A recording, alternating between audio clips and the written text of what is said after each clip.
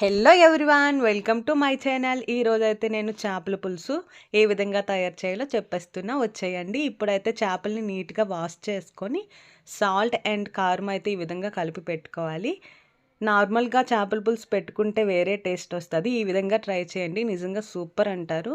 Pan పైన oil వేసి ఇందాక మనం కారం ఉప్పు కలిపి పెట్టుకున్న ముక్కల్ని అయితే ఈ విధంగా ఫ్రై అయితే చేసుకోవాలి. నెక్స్ట్ వేరే ప్యాన్లో చెక్క, ఇంకా జీలకర్ర, ఇంకా ధనియాలు వేసుకొని లైట్గా మనకి అనుకుంటే మిరియాలు కూడా వేసుకోవచ్చు.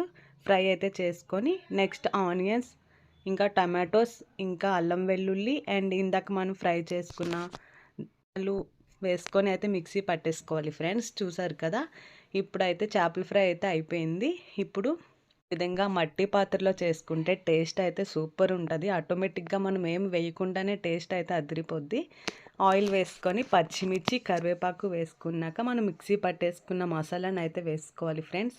నెక్స్ట్ అందులో ఉప్పు కారం సరిపడా వేసుకొని కొంచెం బాయిల్ అయ్యాక ఈ విధంగా ముక్కలను అయితే మనం ఫ్రై చేసుకున్న ముక్కలను అయితే వేసుకొని కలిపి సేపు మరిగిపోయాక చింతపండు గుజ్జును అయితే వేసి క్యాప్ పెట్టి సిమ్లో పెట్టి ఉడికించుకుంటే మంచిగా యమ్మీ టేస్టీ చేపల పులుసు రెడీ.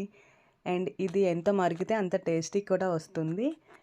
చూసారు కదా, చూస్తుంటేనే నోరు ఊరుతుంది. ఇంకా మీరు కూడా ఈ విధంగా ట్రై చేసి చూడండి. వీడియో కనుక నచ్చితే లైక్ చేయండి, షేర్ చేయండి, సబ్స్క్రైబ్ చేయడం మర్చిపోకండి. For more videos do follow my channel. Bye.